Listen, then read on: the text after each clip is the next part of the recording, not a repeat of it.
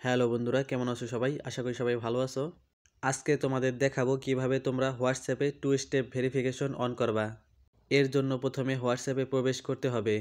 হোয়াটসঅ্যাপে আসার পরে উপরে ডান দিকে দেখতে পাচ্ছ থ্রি ডট দেওয়া, ওইখানে ক্লিক করবে। তারপরে সেটিং লেখা, ওইখানে ক্লিক করবে। তারপরে অ্যাকাউন্ট লেখা, ওইখানে ক্লিক করবে। তারপরে এখানে দেখতে পাচ্ছ টু স্টেপ ভেরিফিকেশন লেখা, ওইখানে ক্লিক করবে। তারপরে এখানে নিচের দিকে দেখতে পাচ্ছ টার্ন অন লেখা, ওইখানে ক্লিক করবে। তারপরে এখানে টু স্টেপ ভেরিফিকেশন করার জন্য 6 ডিজিটের একটা পাসওয়ার্ড দিতে হবে। তারপরে কনফার্ম পাসওয়ার্ড লেখা, এখানে সেই পাসওয়ার্ডটি পুনরায় দিতে হবে। পাসওয়ার্ড দেওয়া হলে নিচের দিকে দেখতে পাচ্ছ আমি মার্ক করে দিয়েছি, ওইখানে ক্লিক করবে। তারপরে এখানে দেখতে পাচ্ছ আমাদের পিন সেট আপ হয়ে গিয়েছে। তারপরে নিচের দিকে দেখতে পাচ্ছ স্কিপ লেখা, ওইখানে ক্লিক করবে।